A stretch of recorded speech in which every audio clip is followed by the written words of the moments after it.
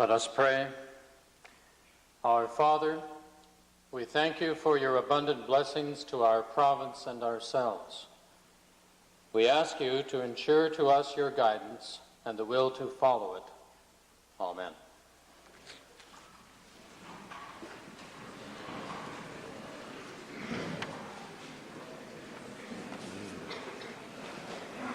Introduction of visitors.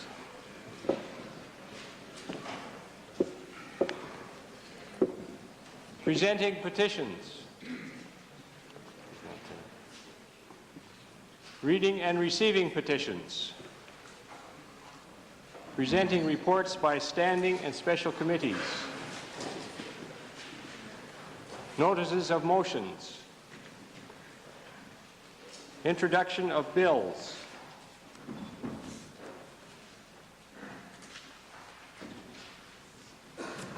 Member for Westlock Sturgeon. Mr. Speaker, as a little bit of embarrassment, I want to present a bill, but I don't have a copy of it. Anyhow, it's a bill. You have it, Mr. Speaker? Okay, thank you, Mr. Speaker. I'm introducing Bill number 254, the Public Service Pay Equity Act. If enacted, this bill would establish pay equity in the public sector and would help close the unacceptable wage gap between male and female workers in Alberta.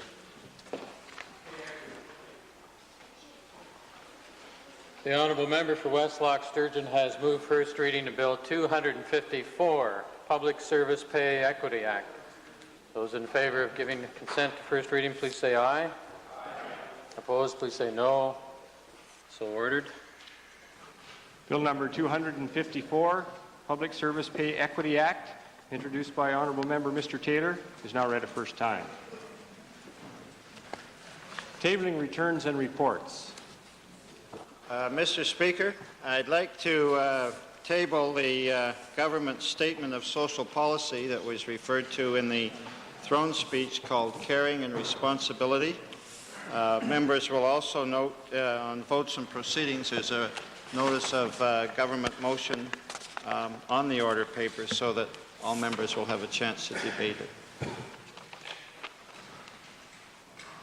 Minister of Career Development and Employment, followed by Westlock Sturgeon. Mr. Speaker, I'd like to table with the Assembly the third annual report, the Wild Rose Foundation, for the year ending March 31st, 1987, and I undertake to make copies available to all members.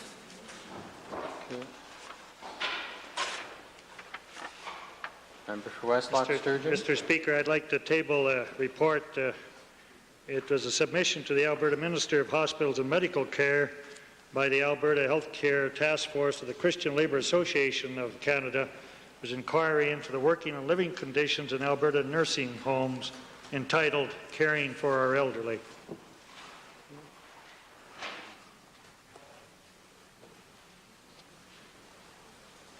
Introduction of special guests. Minister of Advanced Education, the Deputy Premier. Mr. Speaker, there are some special guests in your gallery today that I would like to introduce to members of the Assembly. Mr. Felix Claren, the Honorary Consul General of the Philippine Government for Alberta, and three of his colleagues. I'd ask that they stand and receive the warm welcome of the House.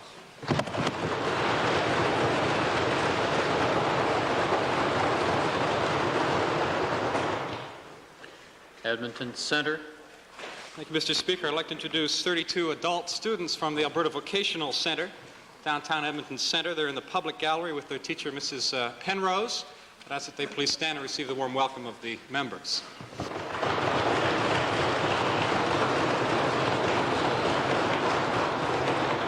Minister of Culture, Multiculturalism, followed by Edmonton Millwoods. Thank you, Mr. Speaker. I'm pleased to introduce to you and through you to the members of the Assembly Mr. Dick Jarvis of Jarvis Engineering Limited in Edmonton. Mr. Jarvis is the chairman of the Alberta Art Foundation, promoting Alberta's artists and art for the benefit of Albertans. He's in the members' gallery. I ask him to rise and receive the Assembly's welcome.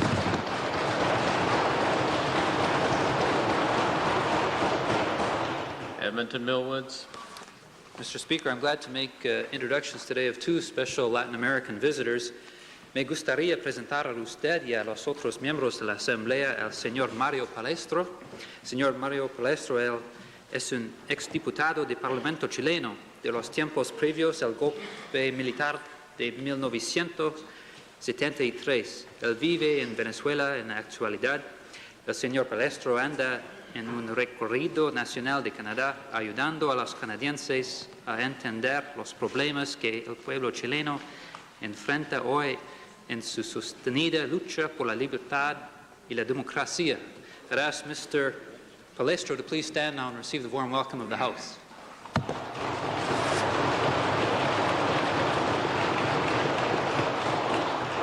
Secondly, me gustaría presentar a usted y los otros miembros de la Asamblea a la señora Sandra Bonillo. La señora Bonilla es tesorero de la Asociación de Trabajadores Agrícolas de Honduras. Ella anda en un tour nacional de Canadá ayudando a los canadienses a entender mejor las dificultades y desafíos que enfrentan los trabajadores agrícolas en Honduras. I would ask Mrs. Bonilla to please stand and receive the very warm welcome of the House.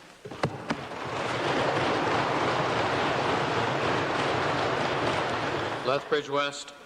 Mr. Speaker, Alberta was one of the first jurisdictions to introduce the page system in its legislature, and we're honored today, Mr. Speaker, to recognize a father of one of the pages, Cecilia Palucci. Mr. Speaker, all members are well aware that we generally use high school students who utilize the opportunity to learn something about the parliamentary system and how our system of democracy works. Standing on my left, Mr. Speaker, is one of our pages, Cecilia Palucci, and in your gallery, who's journeyed up from Calgary Bow to be specific, to see his daughter in action, is the father of Cecilia, Mr. Carmen Palucci, and I'd ask him to rise, Mr. Speaker, in your gallery and receive the welcome of the Assembly.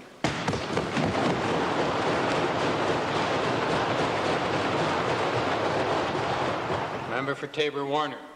Speaker, on behalf of my colleague and good friend, the Honourable Member for the Whitecourt constituency, it's a privilege today to introduce 63 grade 8 students from the Marathorpe Junior Senior High School. Interestingly enough, my colleague, who is currently chairing Hail and Crop Insurance Board meetings, would really like to have been here because Marathorpe is his hometown. These students are accompanied by their principal, Mr. Bruce Percival, by teacher, Mr. Lloyd Grossfield, and by parent, Mrs. Wendy Grossfield. I would ask the group to stand and receive the warm welcome of the Assembly.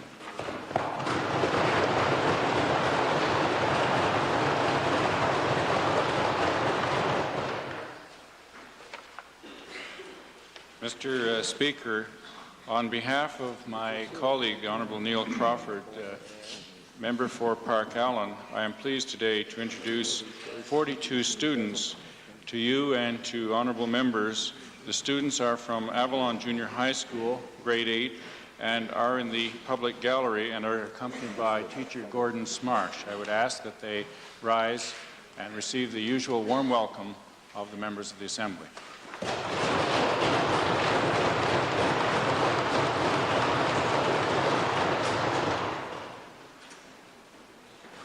Ministerial statements. Oral question period. Mr. Speaker, to the Treasurer. Mr. Speaker, the Canadian dollar had been trading in the low to mid 70-cent range compared to the U.S. And as I recall, the Treasury expressed concern about the dollar rising to over 80 cents in its budget speech. Now, Mr. Speaker, obviously, if the Mulrooney trade deal goes into effect, the Canadian dollar will move closer to the American dollar because of the interlocking economies. My question to the Treasurer, in view of the importance of this matter, will the Treasurer indicate what assumption he made regarding the value of the dollar in the budget that he brought down? Mr. Speaker, 78 cents. 70 cents. 78. Thank you, Mr. Speaker. In view of the fact, Mr. Speaker, then to follow up from that, at 78 cents, in view of the fact that it's now over 80, I believe 80.8 cents, and the speculation is going to go higher, is the Treasurer not concerned that this will throw off his projections in his budget and create real problems for us? Yes, Mr. Speaker, I think from time to time we have made several public comments about the impact of the cross-currency rate with U.S. Canadian dollars. We have done the following. First of all, Mr. Speaker, that it's not just one-sided. It is true that as the value of the Canadian dollar strengthens against U.S. currency, because much of our commodity trade is denominated in U.S. dollars, we obviously must suffer something in terms of a loss of potential transfer into Canadian dollars. At the present time, 78 cents to 80.38, I guess, when I saw it this morning on my screen, is not all that significant given what we consider to be a very buoyant, optimistic outlook with respect to oil and gas generally. However, on the other side, Mr. Speaker, it should be noted, as I've said to the member from Meadowlark, that with some of our foreign currency exposure, obviously we are doing better. That as the value of the Canadian dollar strengthens against the U.S. dollar, then of course we have an implicit profit on currency exchange rates. And in fact, that has worked to our advantage since the fall of 1986 when we first entered the market. And nonetheless, Mr. Speaker, as my budget has pointed out on behalf of our government, we drew attention to the clear fact that the value of the Canadian dollar, essentially this year being driven by interest rate and central bank protection, is a major trading concern to the province of Alberta.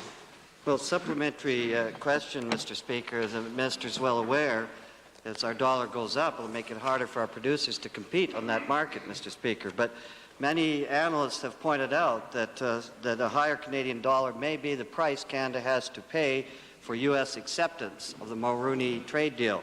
Now, my question to this Treasurer, does the government take the view that if Canada wanted to push its dollar, through interest rates or whatever means, wanted to push its dollar down, Mr. Speaker, would this be acceptable to the Americans under the Mulroney trade deal? Well, there again, Mr. Speaker, you're talking fairly hypothetical. When you talk about currency in the context of international trade, it is a matter of fact that on a flexible exchange rate system, the various currencies should vary with the economic power of the country that is associated with it. Unfortunately, that has not been the regime since the Louvre Accord, as you well recall, and there has been substantial intervention by most governments to maintain some ratio of exchange rates. And unfortunately, that has been the case. But when you talk about exchange rates with respect to international trade, and particularly the bilateral trade arrangements between Canada and the United States, you must remove all the other subsidies that are in place. And therefore, on a ceteris paribus basis, you would find that if you took out the subsidies and allowed the dollars to float even closer together, recognizing the problem that the member notes with respect to trade relationships, in fact, Alberta still would have the competitive advantage because all the other subsidies in other provinces would be removed and we could trade more effectively in the United States. It is probably to our advantage if that happens. Mr. Speaker, that's a whole other debate, but this is not hypothetical, Mr. Speaker. It's not hypothetical, and I'll direct this to the Premier, because yesterday in his meeting with Premier Barraza, I understand the Premier called the federal government to use interest rate policy to drive the price down below 80 cents, as I understand it, Mr. Speaker. And I share that position with the Premier. What I'm saying, my question, Mr. Speaker, is that this is going to be very difficult under the Mulroney trade deal. And I want to know, my question to the Premier, can the Premier advise whether the government has now abandoned its previous policy that currency values should be set by market conditions in the world? Because they said this on the 12th, and now they're talking about the... Thank you, Honourable Leader. It's getting terribly long. Well, Mr. Speaker, though certainly my comments aren't at odds at all with our position. As a matter of fact, throughout the world, interest rates are falling, and Canada is out of step with other nations and the rest of the world on interest rates. We want to see a low interest rate policy in this country. I think it would help our economy, it would help the people, and of course it would also not be used, a high interest rate policy used to prop up the dollar. Westlock Sturgeon, supplementary. Supplementary to the Treasurer, maybe the Premier. It's nonsense because even the ex-Premier says that the rising American dollar could ruin the trade agreement. However, let's go back something, Treasurer, back to your forecasting on the budget, Mr. Speaker. So with respect to the price of oil, of course, as the American dollar goes up, the price of our dollar or what we receive goes down. And the question now is... Does it? Mr. Speaker, the simplest economic theory... Order, Honourable Member. These are still order. These are supplementary questions. Now the question, please. Mr. Speaker, in view of the fact that the American dollar goes up we return less money to our coffers. Can he make any kind of an accurate forecast now, in spite of the fact that the world price is going up, but our American is causing a return to come down, whether it's going to equal out or... Thank you, honourable member. That is sufficient. Order, please. Order. Please.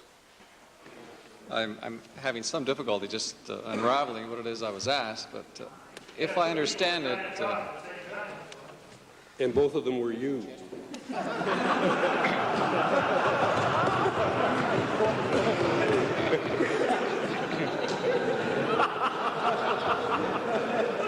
Speaker, there's as I've said before, there's no question that the American dollar, Canadian dollar exchange rate on the foreign exchange market is being constantly watched by the province. This isn't a new regime. This is something we've done going back to when Mr. Bowie was the Governor of the Bank of Canada.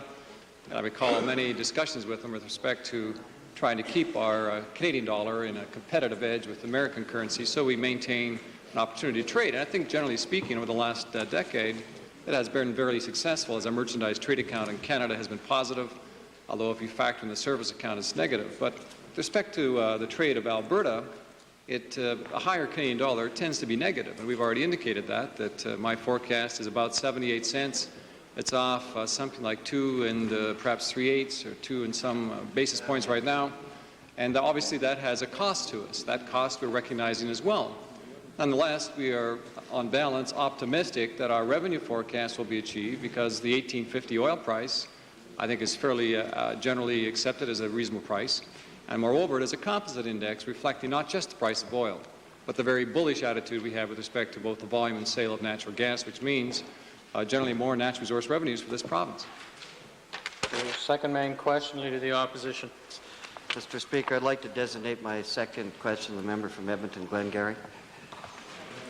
Thank you, Mr. Speaker. I'd like to direct a question to the Minister of Forestry, Lands and Wildlife concerning forest fire dangers and some implications for his budget. Last year, the fire suppression budget was cut almost in half, and although this year the minister was wise enough to start the fire watch season a couple of weeks early, not only in his budget did he not increase the budget for fire suppression, but he drastically cut 3 areas of the budget that deal with fire prevention. And I'm wondering what forecasting methods the minister used to come to the decision that he could follow up an extremely dry winter with cuts to forest fire prevention.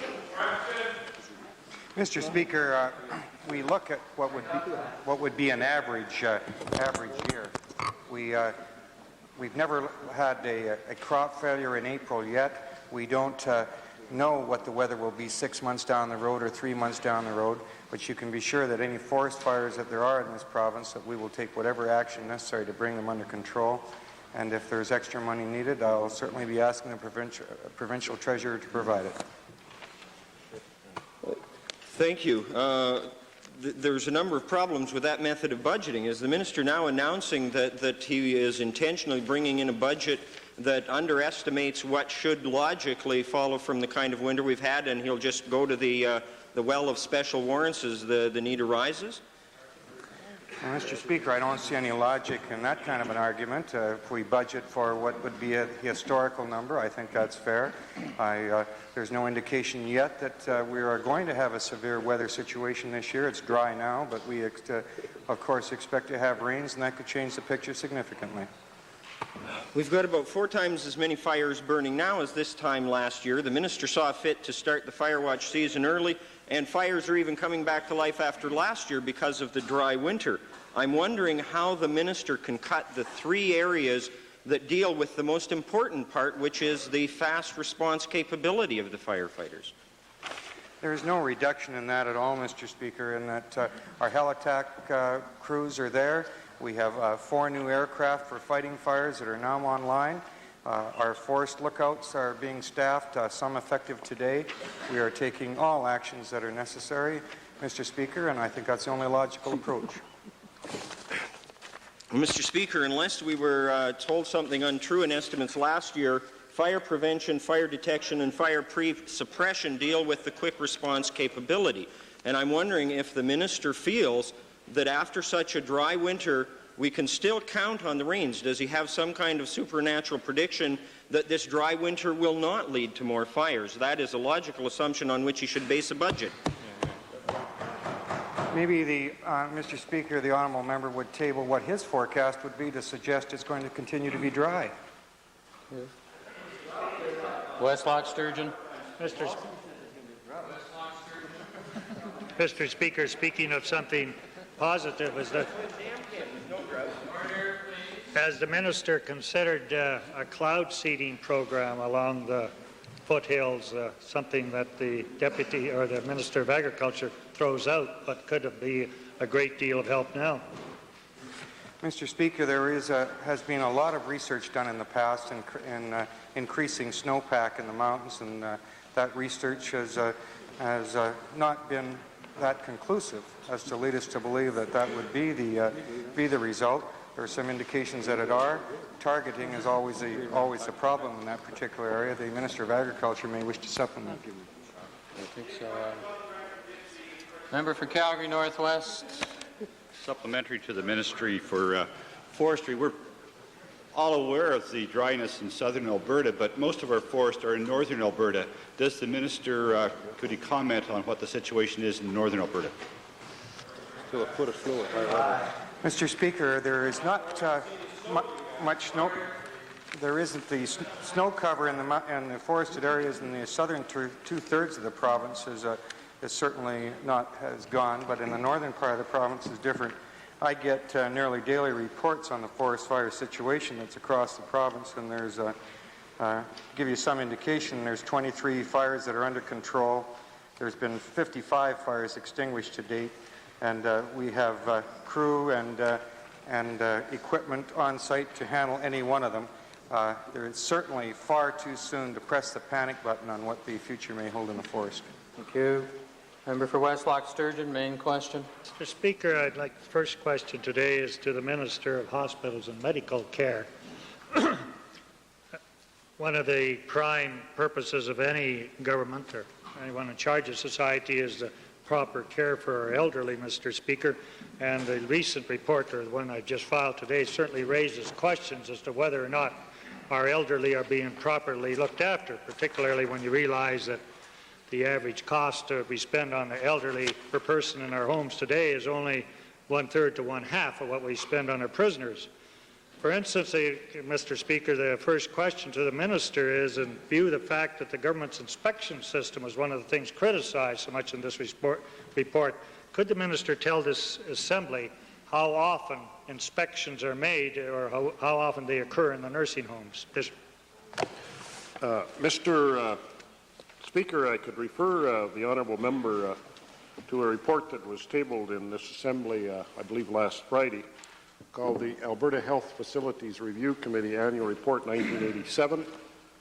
This is about the 6th or 7th report of that committee that's been filed in this Assembly, and the committee has been in existence for a good number of years and operates under an act of the Legislative Assembly.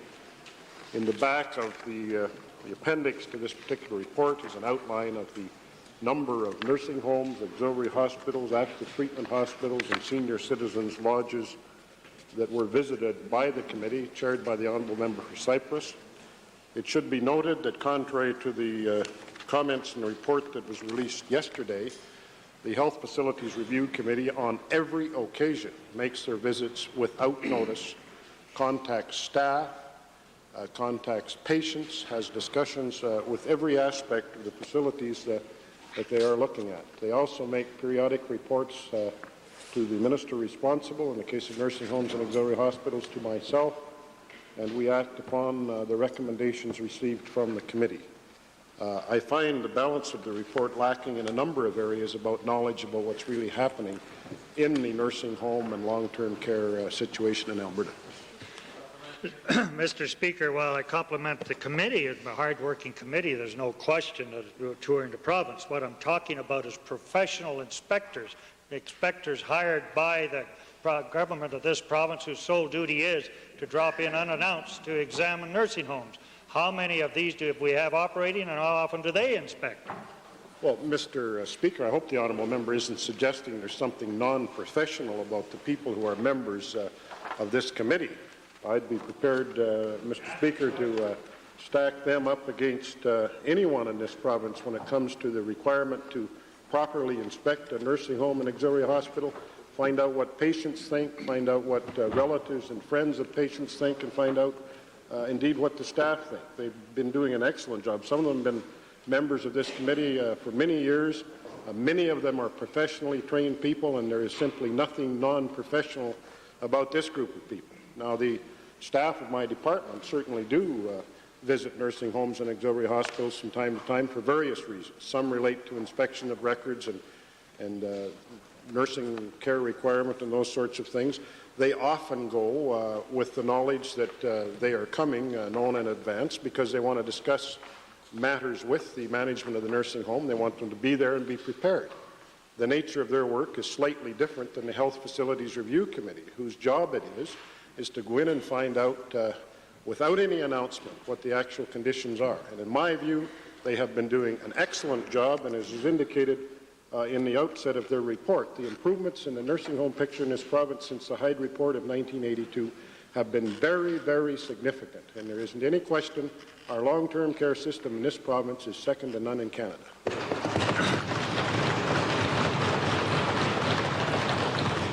Mr. Speaker, the minister can be as sanctimonious as he wants, sticking up for his friends. The point is there's a lot of people in this province that do not think these homes are properly inspected. Would he go this far? Can he tell us whether or not the inspection procedure includes interviews in private with the employees and people that are off shift at the time? Mr. Speaker, the visits by the Health Facilities Review Committee to nursing homes, auxiliary hospitals, active treatment hospitals, and lodges does include visits with every facet of the operation: management, workers, patients, friends and relatives of patients. And as I said, they've been doing an excellent job of covering the province with very limited resources for quite a number of years, and have given us a lot of good information about making improvements.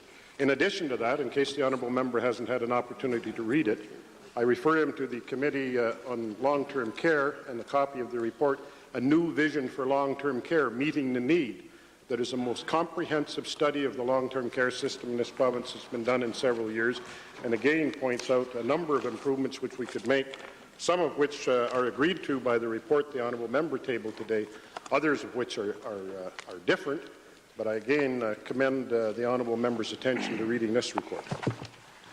Mr. Speaker, the Myrosh report is an effort to save the government money, not to improve the inspection system. And he himself mentioned as much as funds will allow. Would the minister consider setting up an office under the auspices of the Ombudsman's office, would have the responsibility of not only investigating nursing homes, but advocates for those people in the nursing homes? Well, Mr. Speaker, the honourable member's preface to his question is absolutely ridiculous.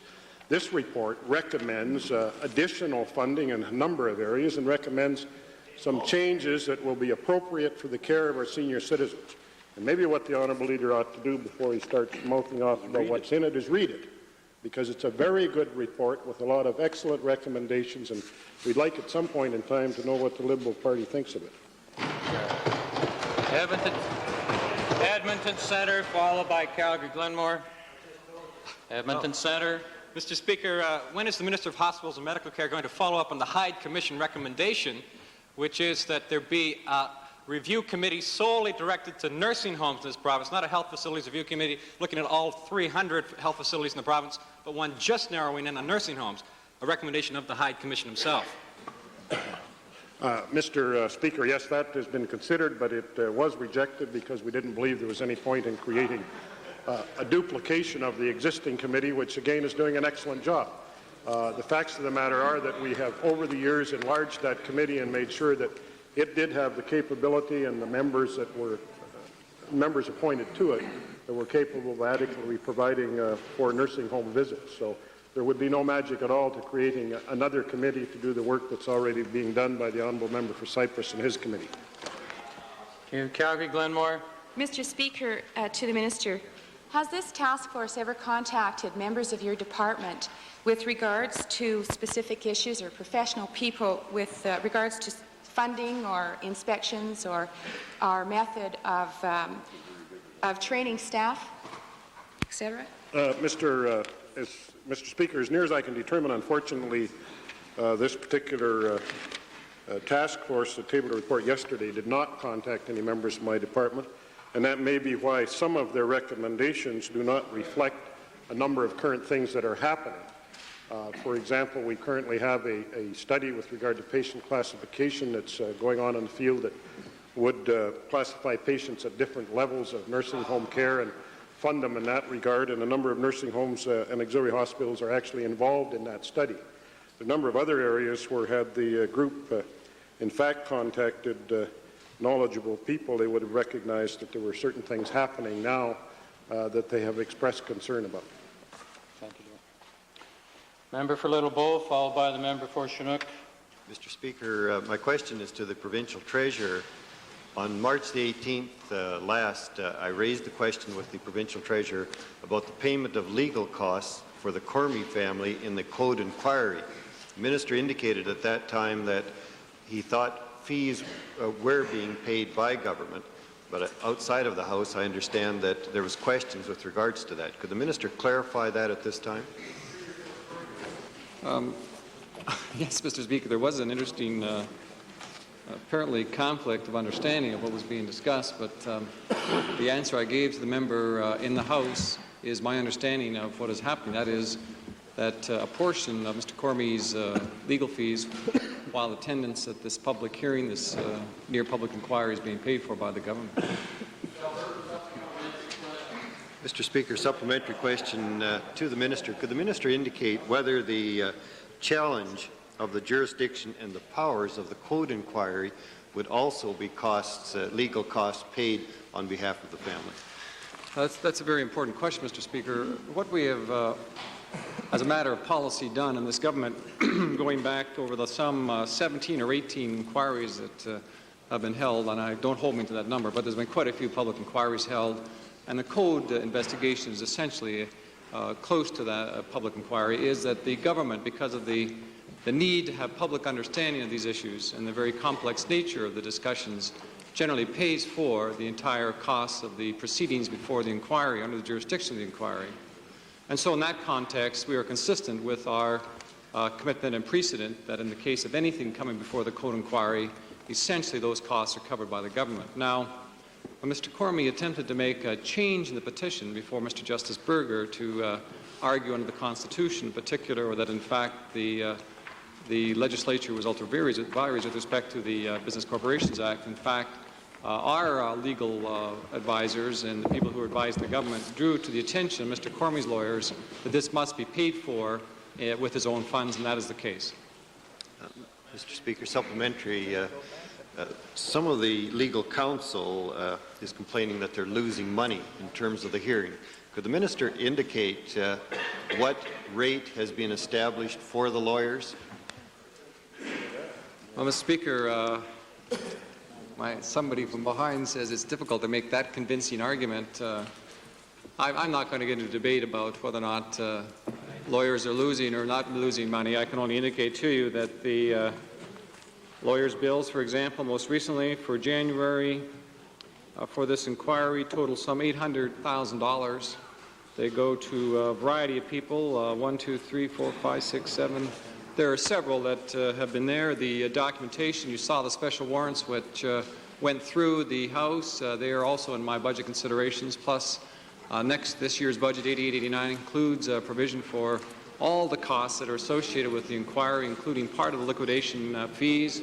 And therefore, Mr. Speaker, I think it's safe to say that we are making ample funds available to the lawyers to ensure that they properly carry out the conduct of this investigation. And that, I think, is the commitment, and clearly that's what's taking place. Mr. Speaker, a supplementary question to clarify that. My last question, I left it in general, but in a specific sense, could the Minister indicate what the hourly rate of fee can be and how that is established? Is it was it a negotiated fee at the beginning of the hearings, or was the fee established on precedent in other circumstances?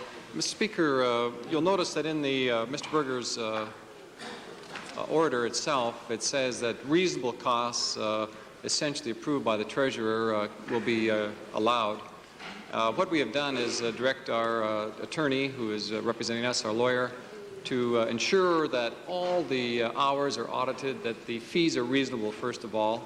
Secondly, at the outset of the investigation, we negotiated with the various attorneys an hourly rate. And it seems to me that that hourly rate may well be below the normal billing rate, but remember, in the case of a normal billing hour, a lawyer is attempting to recover not just his own time, but the administration time.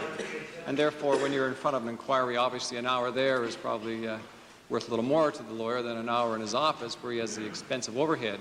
But there are various rates, and those rates apply to the number of lawyers who are involved, and obviously the rate is tested by the experience and credentials of the lawyer involved. Thank you. Member for Vermilion Viking. Yes, to the Treasurer, has the Code Inquiry been given any direction as to the time frame or the limitation of time in which it's to conduct this inquiry?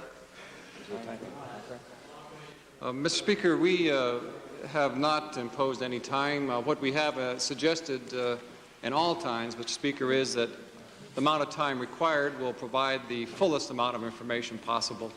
Thank you. Edmonton Strathcona, supplementary. Will the Treasurer undertake to us that if fees are thought to be unreasonable, that his counsel will be instructed to request taxation of them by the Clerk of the Court? Yes, Mr. Speaker, first of all, I mean taxation in the professional sense. Yes, so that would be our course of action.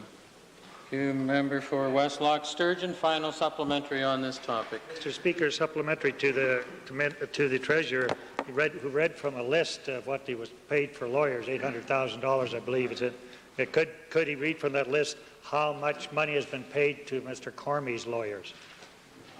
Mr. Speaker, I haven't got. I'm just simply giving you order of magnitude with respect to the numbers. I'm sure at some point we'll make a disclosure in the public accounts or somewhere as to the legal fees. I don't think you can break it down between time spent on Mr. Cormie versus time spent on any of the other witnesses. It's not that kind of a control.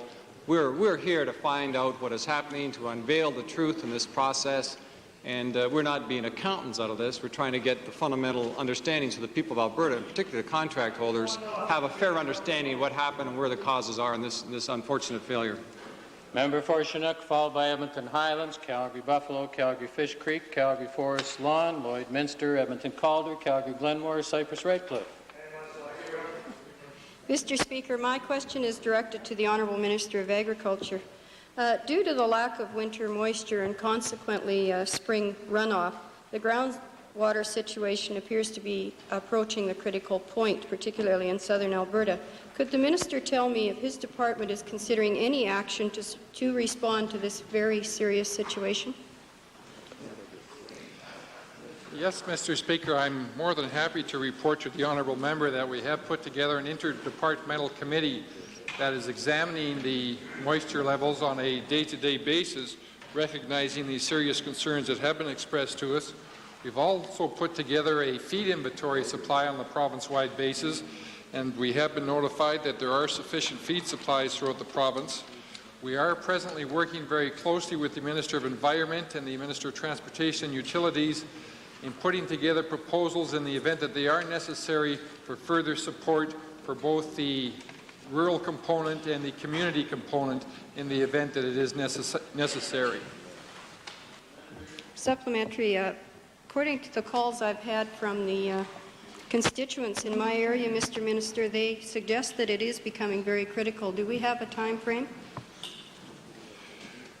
Well, as I indicated to the honourable member, we are working on this on a day-by-day basis, and we are examining areas presently whereby we can offer greater assistance in the event that it is necessary. And I wish to leave the honourable member the assurance that in the event that it is necessary, we will be very reactive to the serious concern that she has been expressing. Supplementary, member for Vegreville. Thank you, Mr. Speaker. Supplementary to the Minister of the Environment, I'm wondering which guidelines he would use to determine whether or not it's appropriate to reintroduce the emergency water well program that was instituted through his department in the last serious drought in Alberta. Mr. Speaker, yesterday in the House in a response to the member from Vegreville, I indicated that in the results of requirement to provide water to residents in Duvernay that we did have a program in place to provide emergency service. I would like to point out today that as a result of the efforts of the member from Dunvegan, that we're going to be making special assistance available to both the hamlet of Tangent and the town of Spirit River to ensure that emergency water would be supplied to them. So the criteria is need, as expressed to the government. And in addition to that, as my colleague, the Minister of Agriculture, has already indicated, that both he and I and the Minister of Transportation Utilities are looking at additional responses that might be required pending a lack of moisture from up above. Supplementary, Westlock Sturgeon. Speaker, back again to the Minister of Agriculture and further to the question on Chinook. Would the Minister, in view of the repeated statements by himself and his Associate Minister that cloud seeding does not work, table any evidence in the House by any of his technical experts that say cloud seeding will not work? Everything I read says it will. Would he table it? Mr. Speaker, the Associate Minister responded to the member from Westlock Sturgeon, I believe, last week. There is a diversity of opinion as it relates to that issue, as the honourable member is aware, and I'm sure the honourable Associate Minister, under who this does fall, if she wishes to add, in addition to what she passed on to him last week, I'm sure she'll take that opportunity. Mr. Speaker, I might add that there was a weather modification report done by the Alberta Research Council, and it's been tabled.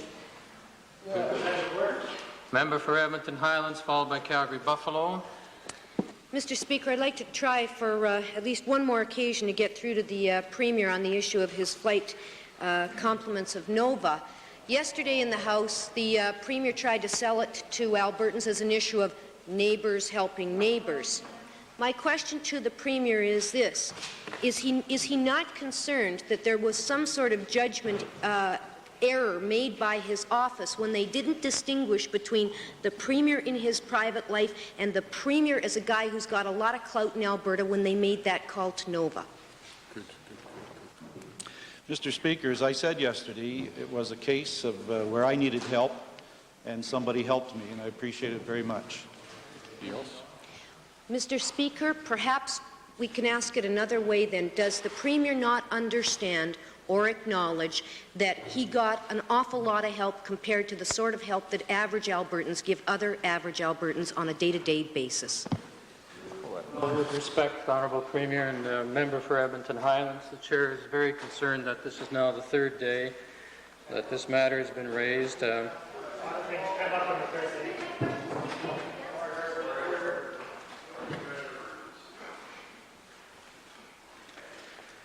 Chair would draw to the attention of various members of the House some references in Beauchesne that should at least be examined. 357DD, questions should not deal with matters not officially connected with government or parliament or which are of a private nature. Also 359, subsection 8, question that has previously been answered ought not to be asked again. There are a number of other references that might be cited from Erskine May, and perhaps will have to be cited later in the day. But nevertheless, again, care should be indeed brought to this matter. Mr. Speaker, the important reference in this matter is that the Alberta government has got money in the Nova Corporation. Mr. Speaker, can the Premier imagine, under these circumstances, with the Alberta government having money in Nova, that Nova would say no to the request from the Premier's office? Mr. Speaker, as I said, it was a case where I needed help. Frankly, whether Nova would say no, I don't know.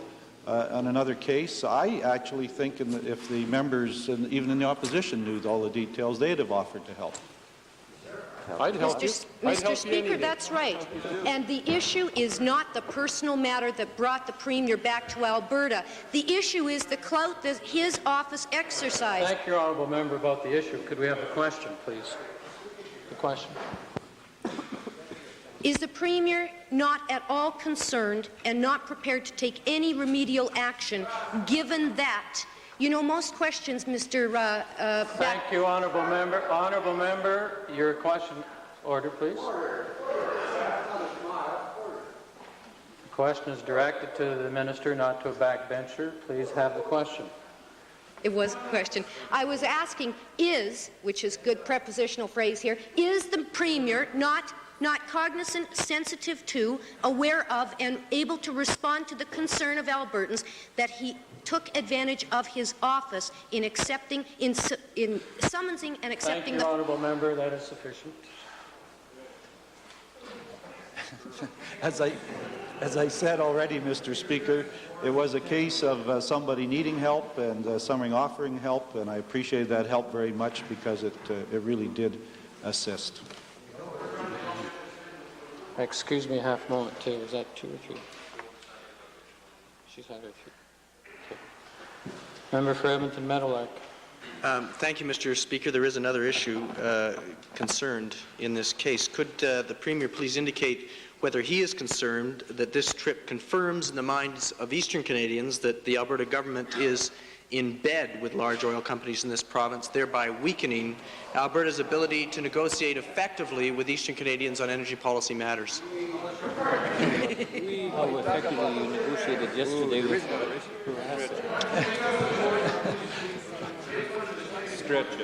That was difficult to follow, the reasoning, Mr.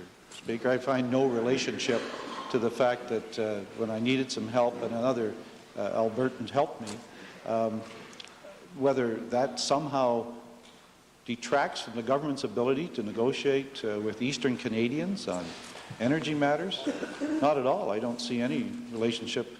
As a matter of fact, I recalled just yesterday dealing with the Premier of Quebec, where he committed very strong support for the development of the Alberta oil sands and feels very strongly about the need for self-sufficiency and will be following up to place his backing on further development of our oil sands, also on the deregulation of natural gas. It was certainly a leader in Eastern Canada who was perfectly prepared to negotiate with us and help us. Thank you. Chair recognizes Calgary Buffalo, followed by Calgary Fish Creek. Thank you, Mr. Speaker. This is to the Minister of Labour. The Individual Rights Protection Act is a fine piece of legislation intended to promote equality of opportunity and treatment amongst Albertans, regardless of religion, race, colour, sex, and other matters. Now, under the Act, the Minister of Labour makes appointments to boards of inquiry set up to investigate allegations of discrimination. I'm wondering whether the Minister can explain why he has appointed 7 men to chair these boards and no women in the last half of the year, and why since 1980 23 men and only 1 woman have been appointed to these boards. This is hardly a sterling example of equality of opportunity in this area. Mr. Speaker, I'm glad the honourable member recognises the introduction of the concept in this House by this government and in this province. The appointment of those who take these cases is not based upon anything other than their suitability to take the case and to function well, and the implication that is made in the member's question is an unfortunate one. Mr. Speaker, with only 1 woman deputy minister and a few women in senior government positions, we know that the government is not overly sensitive to seeing that women advance. I'm wondering whether the minister can explain what his department or any other government department is doing to ensure that qualified women are considered for and given equal opportunity for senior jobs in government service and in these appointments. What are you doing about it? I think rather than waste the time of the Assembly on this, I'll send the honourable gentleman the information I've quoted in the past. There are indeed special programmes within the Personnel Administration Office. Those programmes have been working well, and the increase in numbers of women in senior management positions is very significant, but I'll send him the statistics if he hasn't noticed them before. Mr. Speaker, recent appointments as chairman of these boards have included such independent political figures as Dan Paul, chairman of last week's PC convention, Peter Knack, former Edmonton MLA,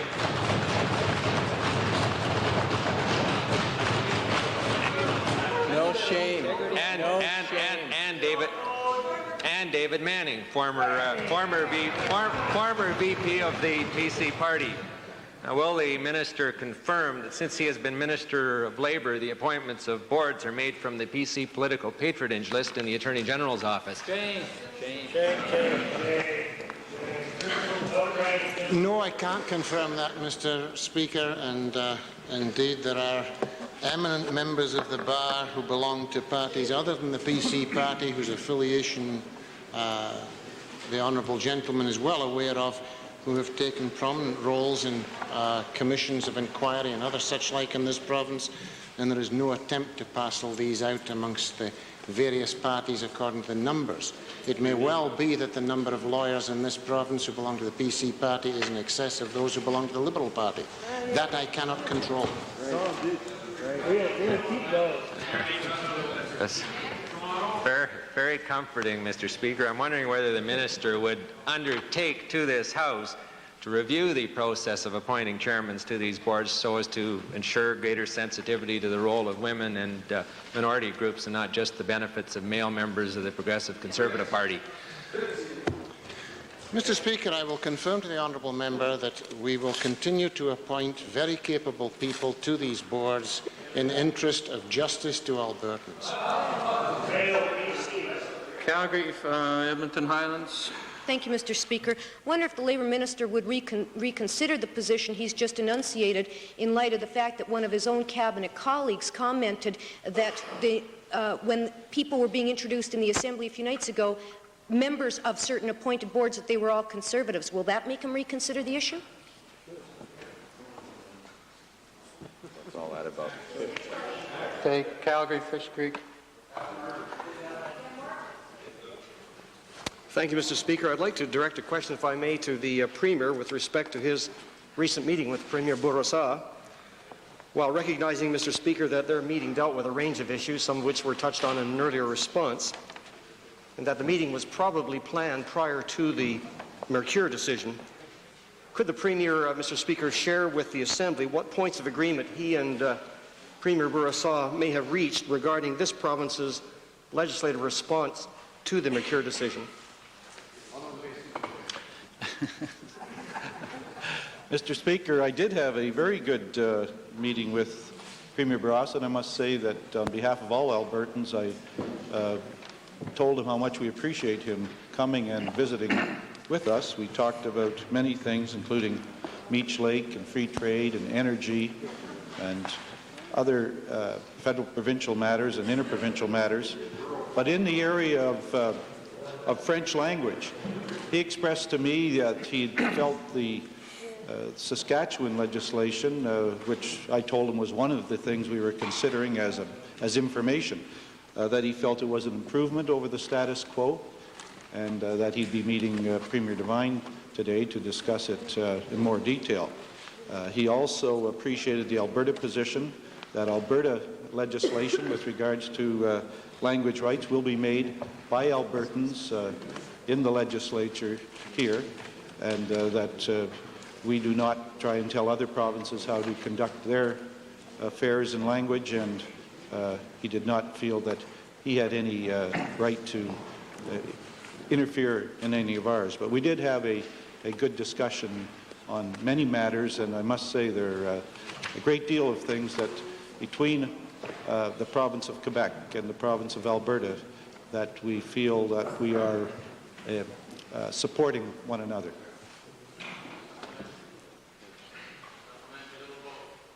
Your supplementary to the Premier. In the Premier's remarks outside of the legislature in terms of the French language question, the Premier indicated that he would like to preserve the nature of Alberta, and in other words, preserving the Alberta nature. Could the Premier indicate, in terms of a statement of clarification on that matter, as to what he meant by it? Well, Mr. Speaker, the way I answered that matter was that we wanted to preserve the rights of Francophones in Alberta, but also preserve the way of life as we know it in Alberta. And by that I mean that we are not going to have dramatic changes in Alberta's way of life imposed on us from anywhere. I must say, Mr. Speaker, when I'm talking about Premier Bourassa, who was a visitor in our province, that how disappointed I was with the French-Canadian Association of Alberta, who I thought were rude, disgraceful conduct, discourteous in the way they attempted to treat the Premier of Quebec visiting our province.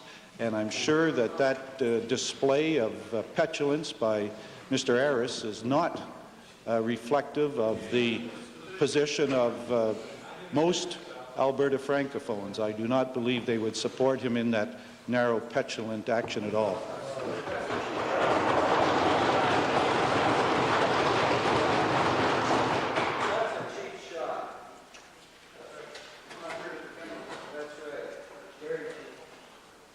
Time for question period has expired. Might we have unanimous consent to complete this series of questions?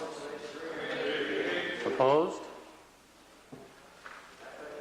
Member for Calgary-Buffalo, followed by Athabasca-Lac-La-Biche. To the Premier, under the Meech Lake Accord, the Premier agreed to preserve the rights of Francophones in this province. And I'm wondering if he could tell us what specific rights it was that he had in mind preserving when he agreed to enter into the Meech Lake Accord.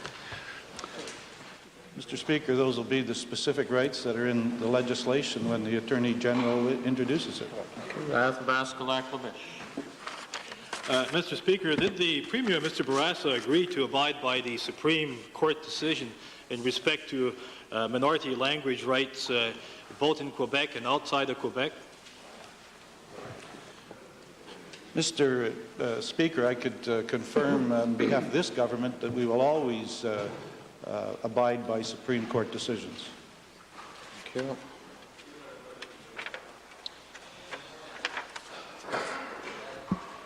There are a number of procedural issues to be dealt with, and perhaps the one that might be dealt with first would be, could we have unanimous consent of the House to revert to the Chairman of Private Bills Committee to present the list of petitions?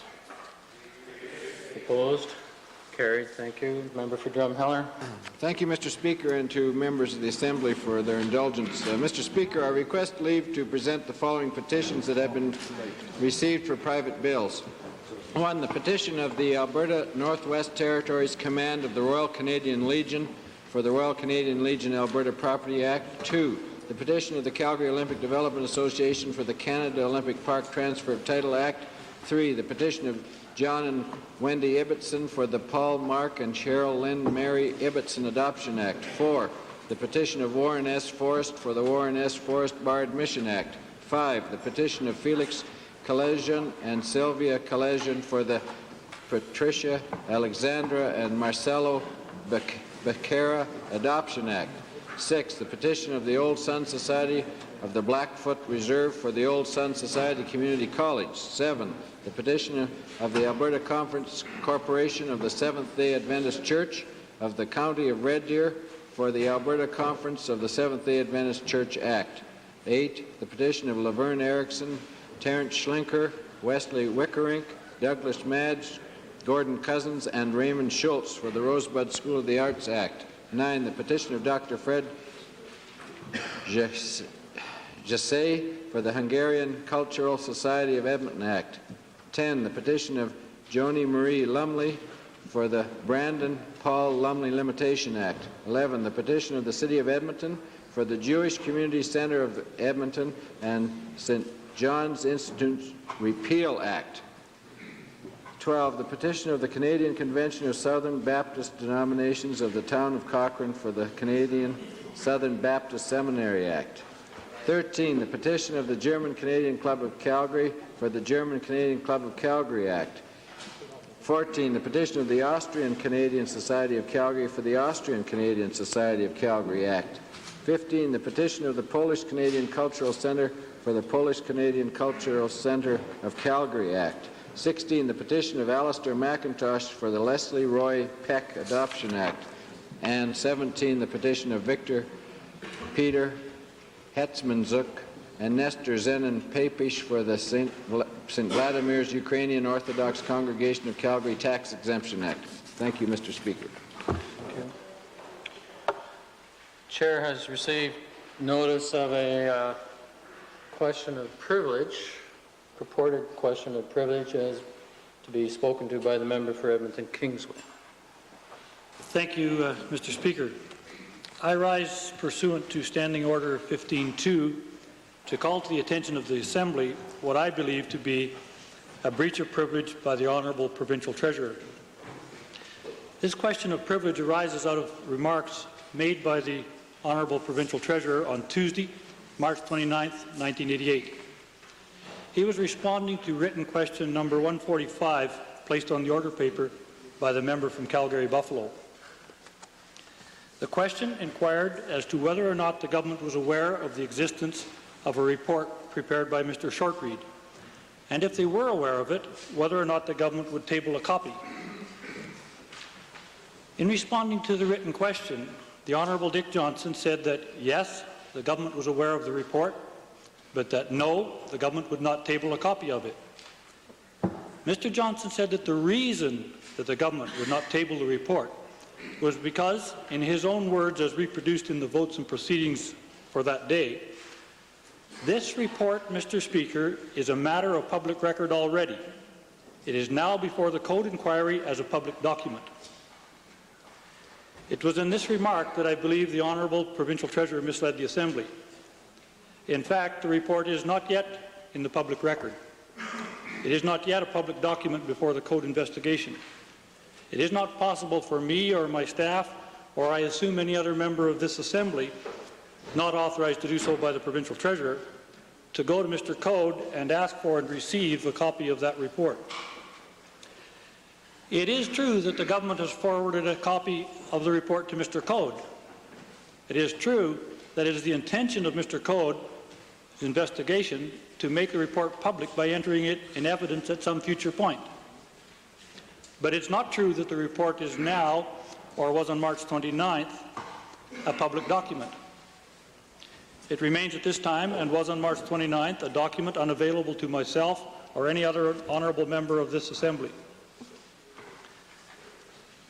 The Honourable Provincial Treasurer's remarks of March 29th are even more unfortunate when one recalls that the written question appeared on notice March 18th and was thereafter printed in the orders of the day every day up to and including March 29th.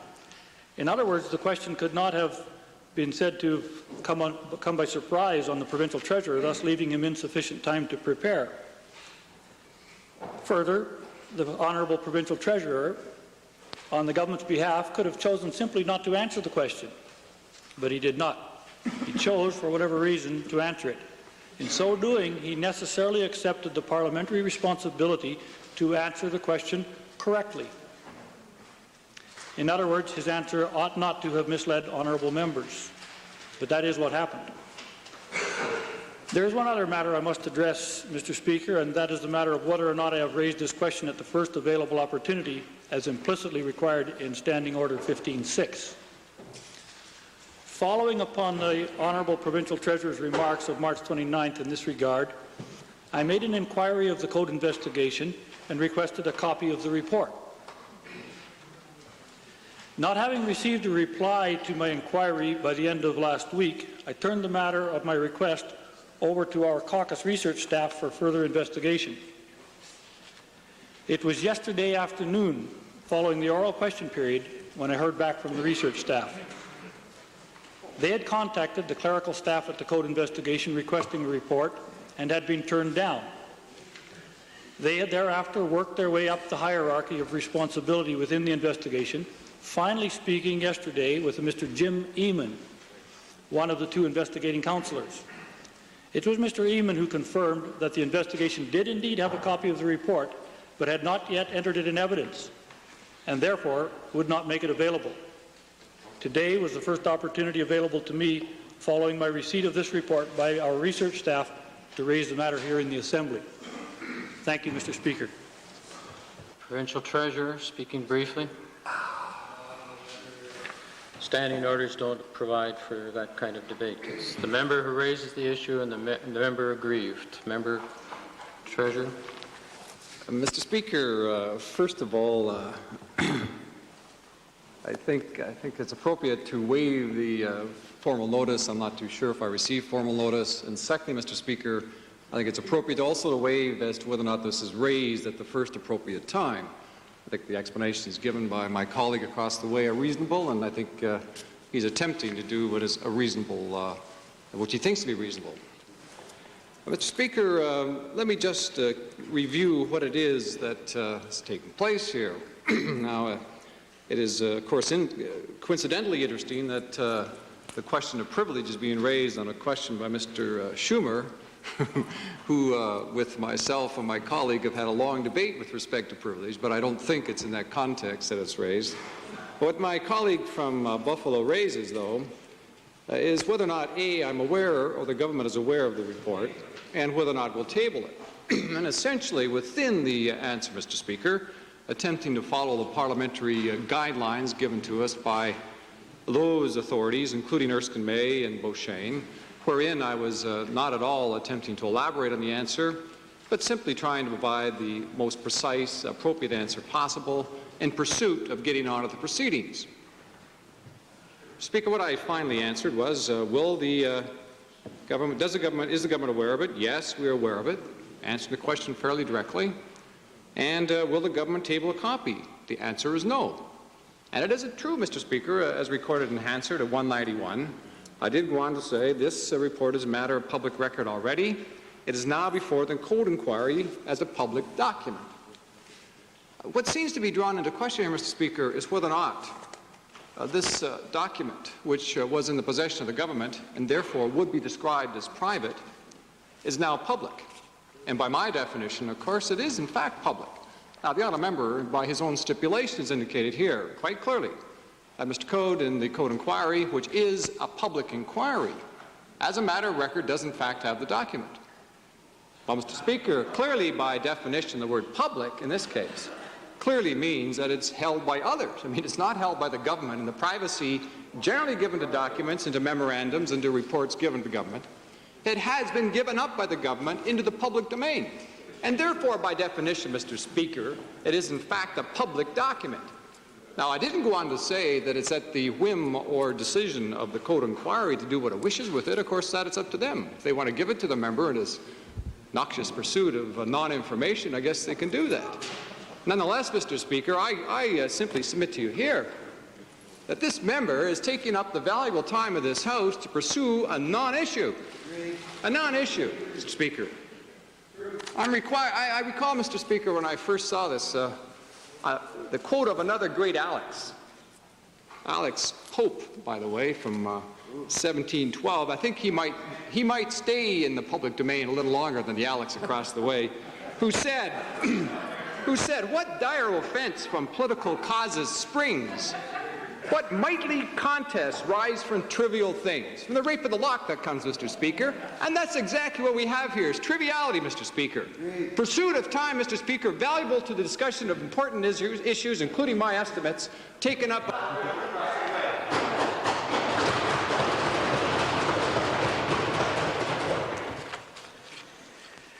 First, the Chair wishes to thank the member for Edmonton Kingsway for complying with standing orders and having given the written statement and delivered to the office of Speaker at 11:22 this morning. There are a number of points to be noted very briefly. First off, that appropriate notice has been given.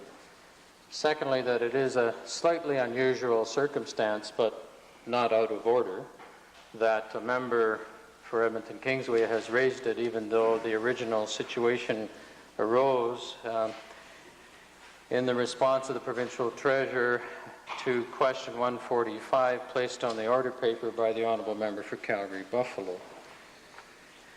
The chair must indeed, like other members of this House, adhere to the standing orders of the House, and indeed the whole question of urgency is one which the member for Edmonton Kingsway has addressed.